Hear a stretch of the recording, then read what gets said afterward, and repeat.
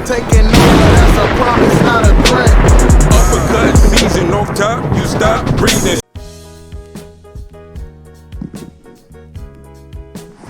Yeah, what's good, y'all? Welcome to another episode of Real Talk. As always, if shit's real, we talk about it. Yo, I'm your host for tonight, Pat Scopio, New England representative. And as always, I got my man with me. I'm letting him introduce himself. Hey, what it do? It's your boy, not LB, not King P, but Pilot. And it's going to be a two-man in the cockpit. Pause, but we flying and we still going. Let's go, ring gang. Yeah, we fly high as always, you know what I'm saying? And, you know, my man Pilot stays elevating, you dig? But yeah, man, two-man deal, pause, you know what I'm saying? You know, we'll get through this day, you know. Maybe some others may join depending on that, but, you know, sometimes life be life, and so I know one might be out like a light.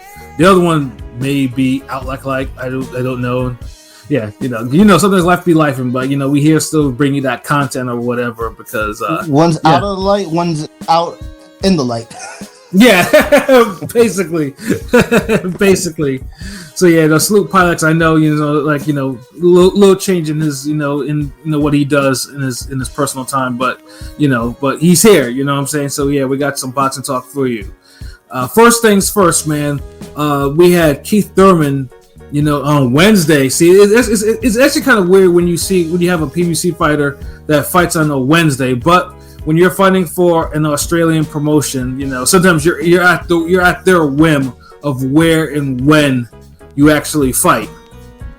So, I mean, Keith, you know, I think he fought at either 7 or 7:30 in the morning Eastern time, like 4 where Pilot lives, you know, and basically from what we talked about in our preview, like it was basically, you know, Brock Jarvis, because, you know, I mean, you know, basically, Keith, if he's not completely washed or anything, should be, you know, basically had to give me, should be able to get rid of dude.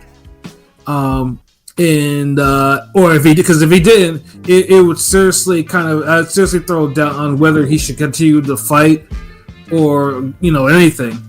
Because Keith has not been the most active person in his career so far. Like, you know, last time he fought twice in a year was 2019. And then after 2019, he only fought once in 2022. So basically, and then with the regards to a stoppage, he has not stopped anyone since 2015. That's almost 10 years. And this time, I'd say probably that he rolled back the hands of time this time. You know, he basically took it back to 2012, 2013, Keith Thurman. I heard his legs. I just want to say, I heard his legs weren't the same. But you know, somebody said he got rocked. I don't know. I mean, he beat him in like 2-3 rounds, 4 rounds. 3 rounds. Yeah, I think it was 3 rounds. I called 4. I said anything under 4. You know, I know we're missing the 2 Terminators. I used to be a Terminator myself. He got me back into the sport. I missed the fight, but from what I heard, he did what he was supposed to do. Yeah, no, the fight was. I mean, I'd say the first round was either kind of a feeling out round, or it was kind of like, I'd say the first round was like more like a feeling out round, or it was something that, you know, maybe he was just trying to get, you know, just trying to gauge what Brock Jarvis was doing. But then after that, yeah, he literally whooped his ass because, yeah, Brock Jarvis, you know, like I said, has plenty of power, but dude was just slow, like stupid slow. And someone like Keith, you know, who has lateral movement for days, just basically just tore dude apart. And he did it quickly too. Like, dude was out here landing, land some serious combinations, like the uppercuts and everything like that. Like, if you look on our TikTok, you know, we posted the video of the knockout there, and you can in that knockout that he laid on Jarvis was serious. Actually, I don't even know how beautiful uppercut from what I saw. Yeah, it was. Like, honestly, I don't even know how the fuck Jarvis got up from the first knockdown, because that was the uppercut knockdown. I was just like, geez, like, and the referee should have just stopped it immediately because the way dude's head snapped back. I was just like, but I think after that, you know, but he got up and Keith like I think it was like a right hook, uppercut, left hook combination, sent dude down, and he was finished, and the referee stopped the fight. So yeah, I mean, it was good to see. It was good to see Keith back in rare form. and so far so good. You know, we didn't hear about any type of injuries or anything that dude suffered. Because, you know, like I said, dude would be coming out of these fights. Oh, my hand is hurting. My elbow is hurting. Something is hurting. You know, he seemed rejuvenated. Of course, people were talking down on the matchup, but he ain't fought like in literally 3 years, right? Like probably close to 4 maybe. But you know, I mean, come on, like his mouthpiece pause, like he made it fun with the whole, you know, he always could sell with the talking game, you know what I mean? So. I mean, he made it an event, you know. Basically, I mean, dude. I mean, like I said, I was hoping it wasn't gonna be. I was hoping that it wasn't gonna be one of those things where Keith did all this and then ended up taking the ass whooping from Jarvis, because that would have just been. It would have not been cool at all. You know, but I'm glad though he was able to kind of get his shit together, and then pretty much now. We're just waiting for Tim Tszyu, who fights again in about 3 weeks again against Joey Spencer, because basically what we were supposed to get back in last March obviously was Tim Tszyu versus Keith Thurman. That was supposed to be the PBC on Prime jump off, and then Keith injured himself. So Fundora was inserted into the equation. Pause for good measure, since it is after 10 o'clock, so we have to watch our English. And history, and then because we all know what happened with that. Well, let me ask real quick, because I know say a year ago, right? A year and a half ago, when the matchup was first made for that fight, even we just expected Tim Tszyu to run through Keith. We expected. I mean, that's what most thought, because new weight, Keith off the layoff. What now? I mean, we got to see how he fights Spencer, and then it's closer than we thought. It's a good fight. I'm not gonna lie to you. Keith is out for 3 years, and then Tim, for the most part, is he's on his run right now. Like he's beating people up. He's whipping ass. Like, so it's like basically the situation was like maybe a younger, fresher fighter versus someone who has a lot of wear and tear on his body, and that would be, basically it was just something that Tim would be able. Tim would probably end up like Tony Harrison did, and that J-Rock Tony Harrison diet. Yeah, exactly. So now it's just like we need to see what Tim Tszyu looks like, because Tim obviously got the ass whooping of his life back in October against Murtaza Aliyev, or was it Murtaliev or Murtaliev or what? Bakram, Murder Merch, Bakram, Murtaza. Yeah, all these nicknames, because Murtaza Aliyev is kind of crazy to kind of pronounce, but Murtaliev or whatever, because Tim took like 12 rounds of damage in 3 rounds in that fight, and truthfully, the time was coming for dude on that pause, but now we just need to see what Tim looks like against Joey Spencer, because obviously in order for Tim Tszyu and Keith Thurman to both fights gotta look good, and Tim got Joey Spencer, and probably go more when that fight happens. But yeah, Tim can't be put on Queer Street by Joey Spencer, else it's gonna be like, oh well, Keith might actually really have a chance. Since Tim Tszyu, every time Joey Spencer gets brought up, I remember us watching his last fight on DAZN against the undefeated Mexican from Houston, Mexican American, who I thought won the fight. I thought he clearly won the fight, but obviously, Spencer got his gift. He didn't. So it's like, it's kind of like. I was upset for the dude because he lost to 0. You know what I'm saying? He didn't deserve to lose, but the game. It's fucked up. Yeah, the game. Because I know you were the only one to actually watch that Spencer fight live, because I was out that night. I'm pretty sure everyone else was kind of doing the thing, but I watched it afterwards, and I definitely agree with you. It was like 7-3-ish. Clearly the other guy won, but whatever. Yeah. Well, since I see that, did you happen to catch Thurman's whooping ass? I actually caught clips of that motherfucker knocking that nigga around. I caught the clips, didn't catch the full fight. It looked like, regular fashion shit, like just another shit to add to his highlight reel of career fights. You feel what I'm saying? Just didn't seem like he falling off too much. You know what I'm saying? Mm-hmm. He seemed like he stayed, training hard. I don't know how niggas. I don't know. I feel like, to me, because I play sports. I feel like with such a, I don't know how boxers with such a long layoff stay into the games for so long. You feel what I'm saying? Yeah, no, like, I hear you. Yeah, not like I can understand even if you training and practicing. It's nothing like getting that scrimmage in that game. And that's where you really know where you're really at. Because you can train, you can train all day. It doesn't mean you're gonna beat somebody.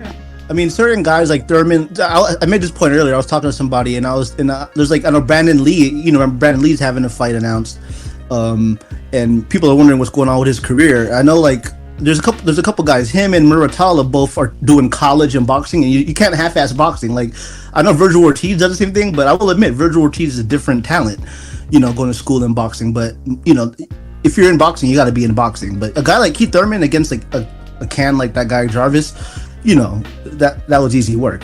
I'm not sure how he looked. I heard his legs look bad, Pat. I'm not like, did he look kind of slow and sluggish a little bit? Because I know. No, I mean, he was kind of slow in the first round, but after that, it was just mostly just, you know, that was just like the rust. But after did he get cracked at all or no? Or did he get like a good shot? Did Jarvis get a good shot or two or anything? Yeah, but nothing that really bothered Keith at all. Like, nothing that would be like, oh shit, Keith is in trouble, that type of shit. I mean, that guy started at 122. I know he went to middleweight, but we knew he wasn't it. It would have been a shock if Keith lost. Yeah, like. What do you think it was age and experience, or just talent levels? Experience, like. Well, I mean, that guy's young. I mean, not age, because that guy's younger than him, but yeah, experience. No, I'm saying age and experience helped in this case. Is what I'm saying. Yeah, no, it did. And on top of that, Jarvis has no defense to speak of. So it's like, you know, you get someone like that who has plenty of power but is easy to hit and is slow. I mean, that's perfect for someone like Keith who has lateral movement, who has punching power, who has speed, and can actually, and obviously has a technical foundation. Yeah, so, I mean, out of those PBC welterweights, Keith was always to me, the most well-rounded. You know, I know he's kind of scared to Spence or whatever, but talent-wise, he was a complete boxer. Yeah, I mean, he was, but I mean, just to knock against Keith, he just couldn't stay healthy. I mean, even before his long layoffs and shit, like, that was the thing. Because I remember, like I said, when Thurman Porter was originally announced, it was originally announced in Connecticut, and me and P, you know, even before, like, you know, before ring gang became a thing or whatever, like me and P were, I told P, we were gonna link at the fight along with another cat, like and catch the whole fight, you know, catch the fight there in Connecticut, and it was a whole card and everything like that. And then Keith had some sort of incident with the shopping cart and injured himself, which was like fucked up, you know. And then how did he injure himself with a shopping cart? Bro, I honestly don't know how Keith injured himself with the goddamn shopping cart, but you know, all I know is that it postponed the fight and then moved the fight from Connecticut to New York, where me and King P actually ended up seeing the fight. But speaking of that, we actually have a Terminator fan on here. Yo, what up, LB? Terminators, my own up. It was a clear black night on the just hit the east side on the LBC, and I'm just trying to find the war. What's good, yo? What's good, yo? So, man, how impressed were you with Keith Thurman whooping Brock Jarvis's ass? Highly impressed, because the fight ended up happening like I told y'all it would happen. Shout outs to Pilot for being the only light-skinned nigga who believed. I still got some Terminator in me. Pause. I still believe. You know. No, I mean, because I'm saying, like, you believe he would get a knockout, like I did. Yeah, I know. King P was trying to be too much of a realist. Yeah, it's like, bro, like, come on. Like, if Keith Thurman was going to go 10 rounds with this fucking schmuck, there's a problem. Yeah, a huge problem. You could tell he was training in, because Keith looked sharp. I know it was just 3 rounds, but he looked sharp. Well, I mean, he shook off ring rust in the first round, but after that, he was like, he was on it, like, okay, like, he would beat the shit out of Zoo. Zoo ain't got no fucking defense for this dude. I asked that before you got on. I was wondering, because, you know, before it was like, oh, Zoo's gonna run through him, but now it's like, it's the actual, you know. This version, oh no. Yeah, because like I said, Keith was. I mean, like I said, Keith was showing vintage 2013 Thurman. Like the combinations dude was landing. It was like yes. Thank you for mentioning that. Yeah, he wasn't landing like it had been a while since Keith actually landed combinations like that. Like dude was out here, right hook, right uppercut, left hook type of shit. Like goddamn. Because he wasn't even doing that with fucking Josecito. Like he was more like not Josecito. Oh yeah, him Josecito, but he was doing what's the nigga? Danny Garcia. He wasn't doing it with Danny. No. The dude he last fought, bro. Barrios. Yeah, he wasn't. Yeah, that's what I meant to say. He wasn't doing that against Barrios. He was trying to do that because Jarvis was throwing hella punches at him. He was like, let me just knock this nigga up real quick. Ba ba bang, ba ba bang. That's what he was doing because Jarvis was throwing shit. He was. Yeah. Now Jarvis went in there throwing, man. He just left himself so open doing that shit. I'm such a Terminator. I felt like if Keith took another fight after Josecito, he could have beat Pac-Man. But whatever, it is what it is. The injury, all that shit. Yeah, like. If he took another fight, but I get the money. You gotta get that Pac fight, but that's really the only reason he had to get because he got injured, but he had to get the money. So it's like, but then it's like he didn't fight the best fight against Pac either, though. He did not. No, he walked him down in the beginning. I was like, why are you walking him down? I know you think he's a small. I know you think he walked him down in the beginning and got dropped for it. He won like a few rounds. Well, no, he got dropped going backwards though. The body shot, the body shot though. It was always better for him to walk Pacquiao down. When he started running away from Pacquiao, that's when he started getting his ass whooped. Yeah, that's why when people talk about he won the fight, I'm just like, you can't win the fight getting your ass whooped running away. Yeah. And like I said, when he got that body shot, pretty much I think decided the fight because Keith had a surge though, but that body shot, he did. It took a lot of the fight out of him at that point. Yeah, I mean, yeah, landed him. I know punch stats don't matter, but he won the punch stats like all across the board. But so it wasn't like it was a but the good thing we just don't follow punch stats when scoring a fight. Yeah, we don't never do. I know. Yeah, some people. Because the thing was in that fight, Keith. I mean, he got dropped. And then somewhere in the middle rounds, like Pacquiao was like really wobbling him, and then the body shot had him like in serious trouble. So, but he did have a stretch. How did Pac-Man not get phased by those? I know he said I know Pac-Man quoted saying he's the strongest puncher he faced since Margarito or whatever.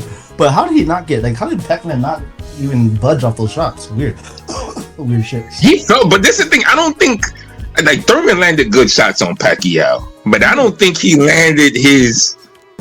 Like money, like he I would say this: if we putting punches at maximum power, Keith Thurman was landing 8s and 7s. See, that's how I feel about. I don't think he really landed a 10 or a 9. That's how I feel about Wilder and all 3 Fury fights. He never landed that much. Like I feel like he never landed actual shot. Like but maybe I don't know. But that. I mean, he did, nigga. What the fuck? He didn't land. He didn't land. I mean, no one in the third fight got the. But I'm saying he didn't. Maybe because Fury's a bigger dude. I don't know. He landed good, dude. This nigga Wilder landed good shots.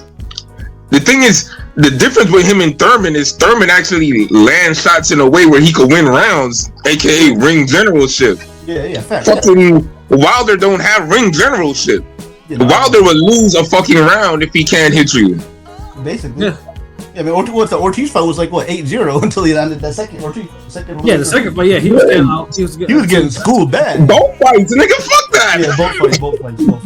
And one for the first fight. Didn't he have that break or some shit? Did he knock him down earlier? Yeah, but still, I don't know. Yeah, I mean the fight was like a point difference, even with multiple. In the first fight, he got saved. The first fight, he got saved from the stoppage for sure. He got that extra win. Yeah, so it's like, right? Let's be real, but nah, Thurman landed good shot, but this is the thing. Like, it's not like Thurman worked combinations against Pacquiao. Sometimes if you land a good shot on somebody, you got to press them enough where you could land another good shot. Because if you land a good shot, then you only land the next good shot 40 seconds later. I mean, nigga, that's 40 fucking seconds. Right. That's like Mosley was a punch away from knocking out Floyd or dropping him. He was like, I know most people don't like to say that. They don't like to hear it because they some Floyd dick suckers, but it's facts. Let me ask, because I was talking to Pat pre pre-production, and I just asked. I talked about how I got back into boxing. And I missed the whole when Thurman was coming up, and I'm just wondering, do you think he could have had a chance against that Floyd? Fuck yeah. Yeah. Because this is the thing. Thurman, out of everybody in that era, was the best boxer on PBC as far as like attributes. Out the welterweights. Yeah, that's what we're talking about. Like the power, the speed. One thing, like Thurman knew how to box. He knows that. Look, you have to win 7 rounds clearly. Mm-hmm. Yeah. And he knows that. He knows ring generalship. And if Floyd ain't fighting niggas like who just knew ring generalship like that. Yeah. It has some pop. And yeah, like who has Floyd fought that fights like Keith Thurman? Nobody. Definitely no one at welterweight. Nobody at whoever. Who the fuck has he fought that fight? Because nobody. No, Floyd. I ain't gonna lie. Floyd at welterweight didn't fight really. His welterweight run was definitely didn't fight. I mean, he fought some names. I ain't gonna damn. No, he fought some names that were kind of past it. I mean, but I'm just saying, matchmaking wise, it was smart matchmaking when he was at welter for sure. Yeah, and he still got to beat these niggas too. So he did that, but. Nah, Thurman was always a good fight for Floyd. I don't think Floyd ever wanted that though. Yeah. Well, yeah. I mean, he did. I mean, that's why. I mean, that's how Thurman got upgraded to be champion because Floyd gave up both WBA versions of that and the 154 belt, which went to Laura. So yeah, Floyd didn't want any of those two. And Thurman would have damn talked all that shit and hyped it up because that's the thing. Like Thurman, like you seen how he knows how to make adjustments. He got dropped by Pacquiao. He was getting beat up. Then he turned around, switched, started going at Pacquiao, attacking, changed the whole fight until Pacquiao did his thing. So like that's I even think Bradley would but now I want to give Bradley a chance to beat Floyd. I think he would make it a rough fight. Like he would piss Floyd off. Even a Porter, a little less than Brad. I'm saying that kind of physicality. I know the whole duck. But it's a physicality with boxing though. Like Floyd, when Floyd does what deals with physicality and there's no boxing behind it, he kind of handles it. Yeah. But when you put real boxing behind it, like the Castillo fights. Like nigga, Floyd Bradley won the second fight, or the Madonna fights. But real quick, the duck miss on Paulie. I know Paulie. Keith would have got Paulie, right? Obviously, I think, right? Keith would have knocked the shit out of Paulie Malignaggi. Yeah, I still remember when Keith used to campaign for that, and Paul used to dismiss him like he was a little nigga. Like Paulie knew what time it was. He did. Yeah, dude, look what Broner look what Broner did to Paulie. Paulie had like the first 4 rounds against Broner solid. He was out working him. As soon as Broner downloaded this nigga and knew what the fuck he was doing, beat the shit out of Malignaggi for like 8 rounds in a row. And they scored a split decision, but that's a whole different argument. Like why it was a split decision? Yeah, because they're horrible. Yeah. Oh, what up, Blazing Killer? My bad. I'm just looking at the chat because I'm on my phone, so I ain't see it. So so it was good. How do you not? Yeah, I mean, the Thurman fight. I mean, it was the PBC didn't really publicize it all that much, not until like the last week and a half of it, give or take. Even though it had been signed for a minute.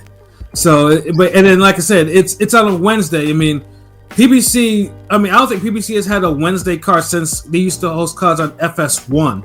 So it's like, and especially like in the morning, like usually when you hear about a named fighter fighting in the morning, most people think it's Monster or somebody, So it's like, So yeah, it was tape delay. So basically, if you had like the ESPN that's comes with Disney Plus or whatever, you got the fight live as it was. If not, then you waited until 9 a.m. and then you watched it on tape delay on YouTube. And I was saying when we did the preview on this, like how crazy it was for me to say tape delay in 2025, because tape delay is not even, we don't even use tape for any type of media anymore. Never mind. So it's like, tape delay was like that's when you call it when you had VCRs and shit, not in the era of streaming. So that was some shit. So yeah, I mean, it is what it is. I mean, and hopefully maybe when if the fight with Tim Tszyu, hopefully Tim Tszyu gets by Spencer without showing any chin problems. Maybe that's not a given, and I know this is Joey Spencer, but that's not a given. It's not a given, and I'm just kidding because I mean, for me, I'm like, yeah, Joey Spencer should be KO'd within a few rounds, but like I said, now I'm wary about. Hopefully, Joey Spencer doesn't find dude's chin and be like, okay, yeah, I'm about to upset the apple cart. And because if I'm Joey Spencer, all I'm doing is just gonna start throwing combinations. As soon as this nigga runs to the middle of the ring, I'm gonna just because something's gonna land. Yeah, because there's no interest in money in Joey Spencer facing Keith Thurman. So hopefully, yeah. So hopefully, Tim, can kind of work out his defense issues and shit like that, and protect his chin a little bit, and don't go balls to the wall with his offense. But yeah, no, it was good. It was good to see Thurman get a knockout. It's been 10 years and everything like that. So it was good to see him. He was a showman, and afterwards, he was still being a showman. So, that nigga loves boxing. You could tell, man, the way he speaks on it and talks, and you could tell he missed training and being out there fighting. That's the way he was even talking about all the boxers. I know you've probably seen the interview where he was talking about Shakur Stevenson ain't on Tank level and all that shit. Oh yeah.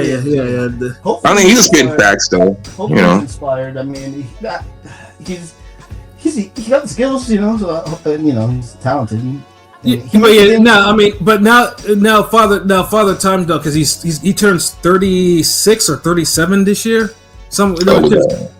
Yeah, so like Father Time is like he turns 37 in November. You turn 37 in November.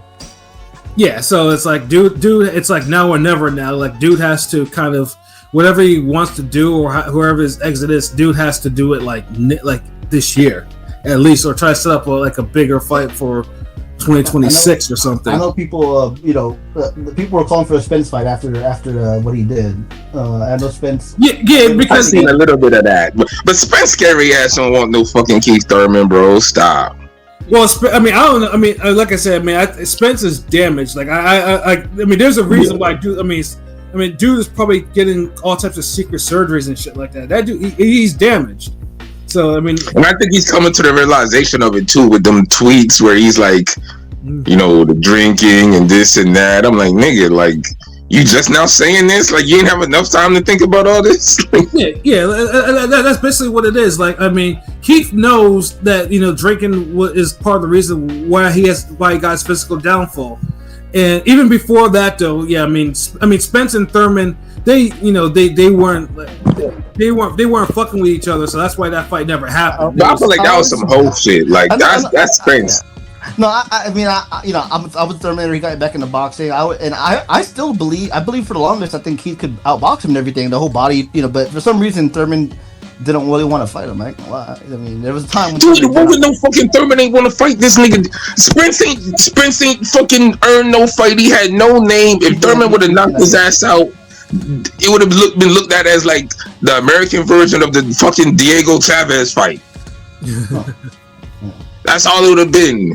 But as soon as Spence became a name and had some motion, then it's like, well, nah, I'm gonna do you like you did me. Nigga, no, you're not.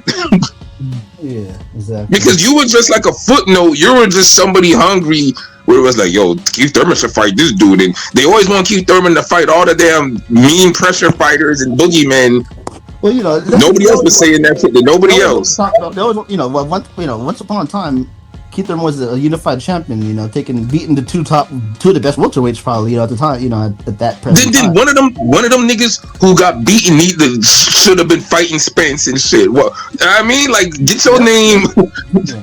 Like why everything got to be on Keith Thurman?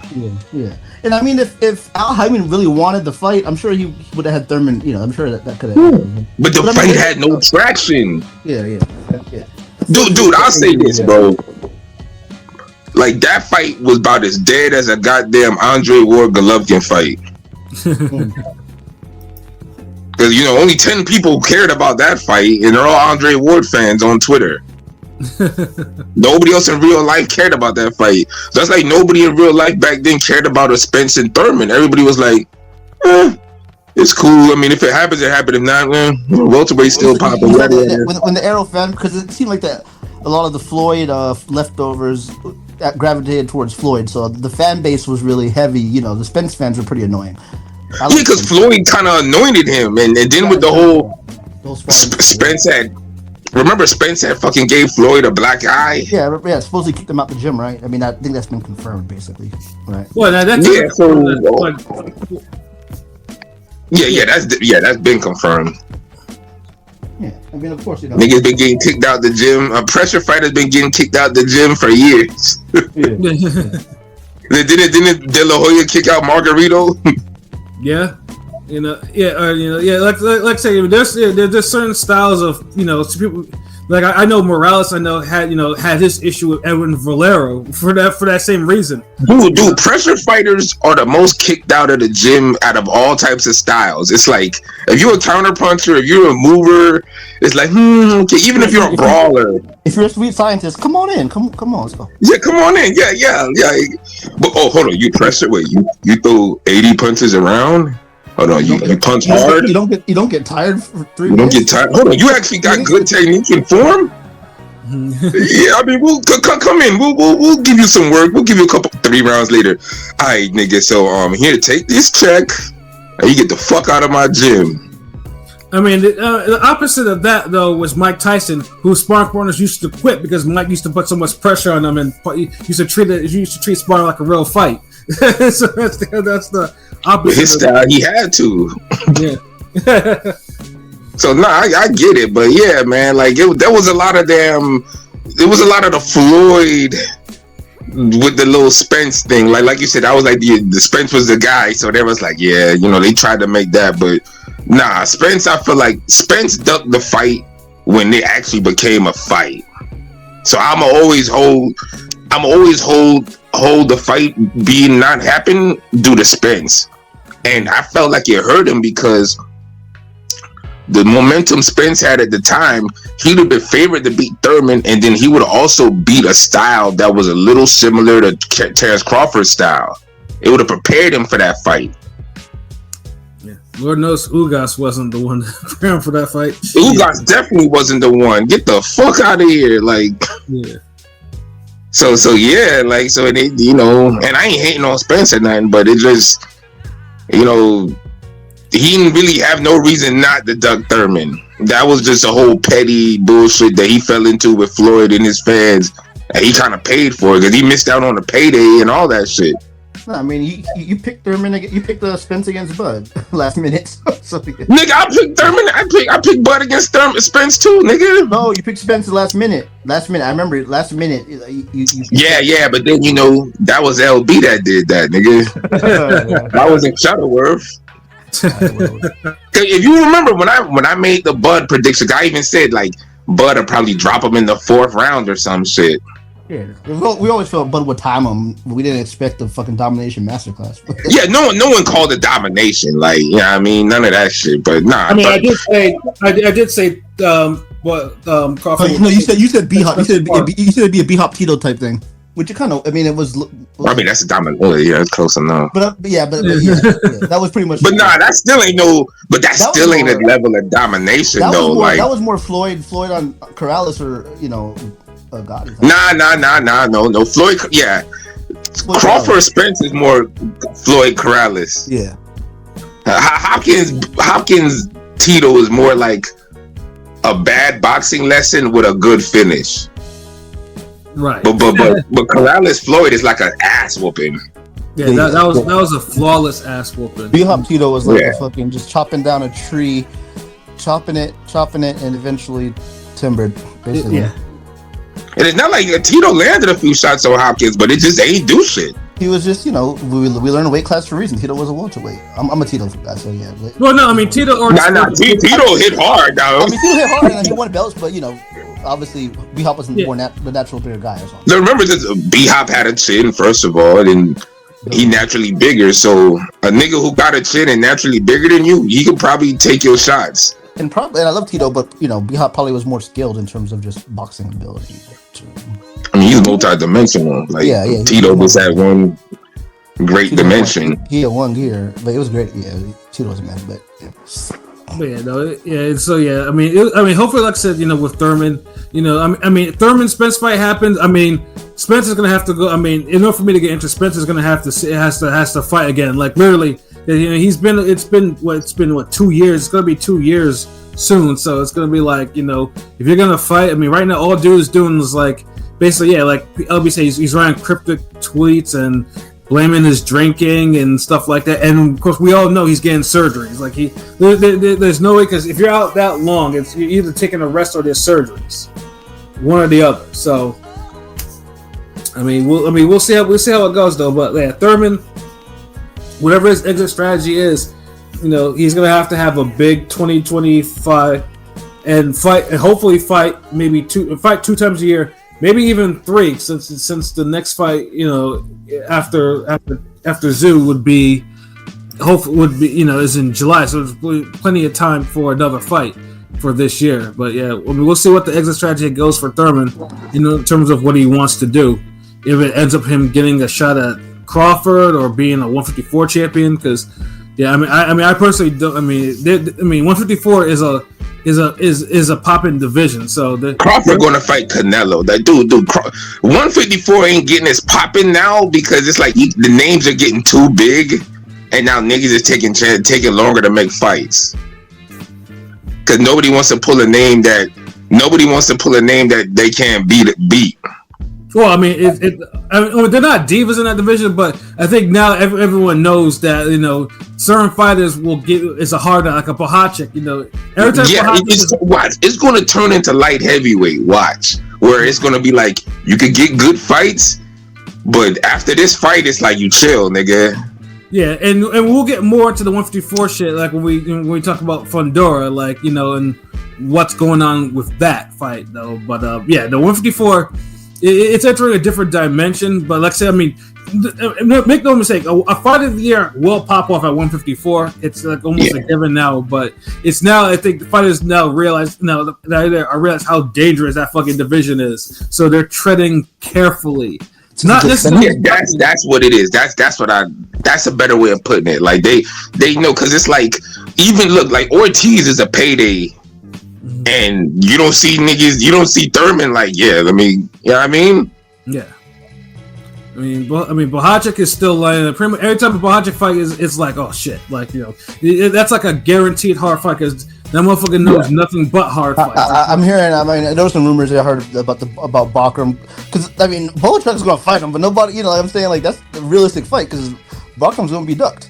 Yeah, that's another one. Yeah, these are hard fights. Like, people they know, like, there's no pussyfooting going 154. Like, if you're fighting someone 154, you're knowing that it can be a punishing fight. Like, fucking Charles Conwell's on the same platform as a Virgil. They probably try to get Conwell to fight Bakram and then fight Virgil. You know what I'm saying? Like, you know what? Fuck it, because sometimes you got to do some shit like that. If I was Conwell, I honestly would train.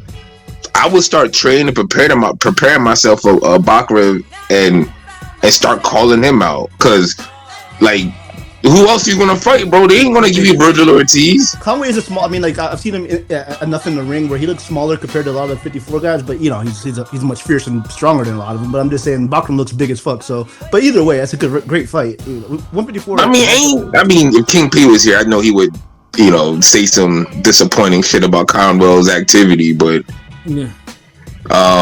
Shit, that's a good fight for him. Like, sometimes you gotta take what you can get. Like, you not hot like that, but people still fuck with you. Give him a name. Like, I hate, I'm gonna say, I hate how Golden Boy treats the niggas, man. But whatever. Give Conwell a fucking an actual name, not a super wash champion. He did prove himself with Baccarat. Like I don't see like if he's as good as he's supposed to be. That's a good fight, and the barometer is this: do better than Tim Tszyu. Yeah, he could get knocked out in the 12th round. Just do better than Tim Tszyu. Yeah, it's just. So now I would definitely try to make that fight. Yeah, what else he doing? Shit. And plus, I honestly don't think Conwell will ever. It will. any champion that's available, if someone offers him a title shot, he should have had a title shot, to be honest. But he's the type of guy. I'm pretty sure anyone that any champion that's ready, whether it's a Fundora or Crawford or it's or Bakram, yeah, he'll take it. So he doesn't give me the. I don't see him actually not taking a title shot if it's offered to him. Like, that'd be stupid. Yeah, but I don't think those people are gonna offer it to him. I think the only person who would offer him is Murderland. Like, Bakram. Like, that's the only dude, because it's like, who else is like? It's like they're both unavoided dudes. Yeah, exactly. I mean, avoided dude. I said unavoided. They both avoided. So. Yeah. Y'all may as well fight each other. I mean, I don't mind the little Paul Williams Margarito 2025. Like, hey, shit, nigga, we need more of those. God damn it, shit. Yeah. So, like, because I don't think Virgil Conway, Terrence Crawford. That's Canelo fight, so he's not going to fight again this year. Yeah, and I know Virgil's gotta be hesitant about running it back on Podomatic if he doesn't need to. So it's like, yeah, he already died. I've seen his dad post on Twitter, like, that fight. It was either make more money or had a rematch clause. They chose the money. Then because I could tell in the negotiations they pissed him off. I saw Virgil Jr. go off on a fan guy on another show, but basically, I don't know if you heard Oscar say. Oscar didn't want him to take 3 tough fights in a row.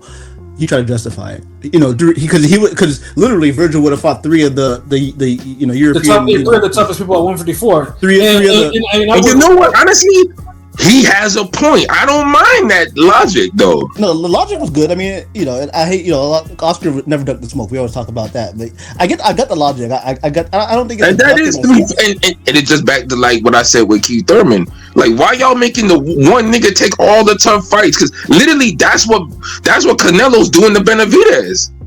He's like, okay, I won't fight you. Okay, I'll fight the guy that I ducked for 12 years, okay, Andre. Fight the guy I beat, and the last time I looked good, Plant. You know what? I'm not even gonna fight you. Fuck that. Move up the light heavyweight. Yeah, fight a former world champion. All right, fuck it. I fight the next nigga who's supposed to beat me and you. Fought him. It's like, God damn, what else I gotta do? What's that LeBron meme? And another one. Like, this it's turned into a Khaled mixtape, nigga. Like, yeah. Well, like I said, eventually, I mean, where Keith goes, obviously, Keith's, we'll see where, if Keith's gonna roll the dice against a younger prime 154 fighter at some point, and depending on who's holding a belt, by the time he's ready to do so. But eventually he's gonna have to gamble because I would gamble for Ortiz. That's the biggest fight at 154 to make.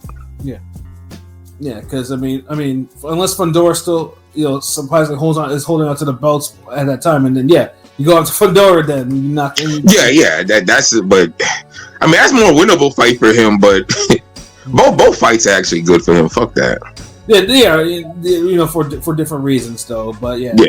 Like I said, Keith Thurman is back at 154. God damn! After like how many years? Like last time he was at 154, he sent what's his name into retirement. Like now he's back and doing this shit. Oh, Quintana, there we go, Carlos Quintana. So now he's actually back doing this 154 stuff. Oh yeah, I forgot he bodied Quintana. Yeah, because that was a 154 fight before he moved down. So I feel like Carlos Quintana been getting bodied by everybody. It almost makes me think like, damn, what got him on? And then I'm like, oh yeah, the Paul Williams fight. And then he took Julio's. Yes, you're right. Yeah, he was undefeated when he fought him. I remember that. I remember those 2 fights. Lucky bastard. Lucky bastard. Because it's like every time I turn around, he fight an elite guy. It's like, I ain't gonna lie, Cotto steamrolled him. Cotto gave him the business. And Cotto beat him like he was like trash or something. Like you take a rug and you just put it outside. He'd be like, all right, hold on, let me get the dust off. Quintana had a lot of good nights. The Joel Julio fight when Joel Julio was knocking people out in a prospect, he got that one. Then the William, Punisher fight, which pissed me off, because he won it and I couldn't even say he didn't. And he barely won that though, too. Yeah. Like people make it seem like it was a crazy big upset, but I missed like that. I missed that shit. it was like a majority decision, ain't it? No, it was a unanimous decision. He won that shit. But I'm saying going back because I'm trying to think. I'm trying to remember. Like even Harold Letterman had the card, like had the fight close. Like Quintana won, but it wasn't no fucking like he put on a boxing lesson. Something like you could tell Paul Williams had an off night. Yeah, an unfortunate off night. That probably. Because Quintana barely like it was impressive that he won because Williams was a beast at the time, but it wasn't like an impressive performance. I guess that's what I'm trying to say. I mean, the fact that he didn't get steamrolled by Punisher's work rate, that's impressive enough for me. Like, dude. It was, but it's like he still got hands put on him. It's not like he damn. Like, it was like a 115, 113 type of fight where you could have had a few swing rounds. And I feel you, but you know me, I was a big Punisher fan, so like, and that was a fight I couldn't reason that motherfucker like Punisher winning. That's why I pissed I was. I'm a big Punisher fan too. I was telling Pat, I miss like the Margarito era with Paul Williams. But I know he lost to Quintana, but I never watched it, so it was kind of a dude, watch it. You'll see what I'm talking about. Like Quintana wins, but it's not one of those he set the world on fire win. It's more like he won that. Like, did anybody get dropped? Did anybody get nah. No. Punisher got cut over both eyes. I remember that, and he had that stupid haircut, which pissed me. That's how to forget that haircut. Yeah. So it's like, I mean, Quintana basically had his best night, and Punisher had a bad off night. So yeah, because I'm trying to think. I think Harold had it like a majority. Like he had it like he had it close too. Like, and I know Harold's not the best judge, but he's better than what we got now. Facts, but yeah, like I said, and like I say, even Quintana. I remember too when he upset DeAndre Lattimore. That was his last real big win. Then he got bodied by Keith for doing that. So after that, so it's just Keith though, Keith will be a welcome addition to 154, just as long as he can stay active and healthy. Emphasis on the word healthy. Like we gotta make sure, like bro needs to make sure whatever he did for this fight, meditating, playing his wooden flute, and that's why I called it, or excuse me, his wooden kazoo. He was preserved than them other niggas from his era, because like Sean Porter retired, Spence retired, Broner retired. Yeah, like wow, all those niggas from he preserved himself better. Like, see, because one thing I'll say this, like people get at Spence for the drinking, but it wasn't just the drinking itself. The drinking is bad enough. It's the activities he engaged in with the drinking and after the drinking. Yeah. If he was just drinking and he just had his ass home, that's one thing. He was in the club. He was out in the clubs drinking and carrying on. Y'all saw that clip of his, I don't know why his wife would record it, but you saw like his him like being drunk as hell and his wife recording it or whatever. Yeah, like I mean, dude used to blow up in wet. Like dude used to, him and Tank used to be like beast with the blowing up in wet. Him and Broner too. All them Broner too. Yeah. They was like the three amigos with that shit. Like there was some eating ass niggas. Yeah, Charles kind of got influenced by them because they used to be in shape, but like, I don't know. Well, no, the Charlos for whatever reason never blew up in weight like they did. I mean, Charlos would fuck. Like this is the thing. The difference between them is Charlos would drink and carry on like them, but I think they just had better overall work ethic than all the other niggas because they still trained hard, bro. Yeah, they did. Remember, there's an interview with Jamel Charlo jumping rope, and he's having a whole fucking interview. Like, ain't so many niggas could do that. Yeah, and even then too, like, and even the Charlos used to get on Tank for being so fat. Like, back then. So it's like, they seen it. Like they had their fun. It's just the fucking they went hard in the gym because like Pat said, like you never seen them blow up and as big. Like I don't remember seeing them niggas with chubby faces and shit. Never, yeah. It's Even only now, nigga. Yeah, I mean, it's only now because it's more than the drinking. It's like each of them have like serious family. They're old, but even then, they don't look all chubby and washed up and shit. Right. They just look like they don't train as hard, but you could tell they still train. Right. So These other niggas, they was in the club more than the gym, and you could tell. yeah. And then Broner used to be like, okay, I used to do this, but Broner used to run off his weight because he had the fast metabolism, and dude would be ready by fight time. But there's only so many times you can do that before your body's the fast metabolism slows down about your mid 20s, so you're hitting 30. That metabolism, no matter who you are, is gonna slow. And then it's just the discipline, bro. Like them niggas.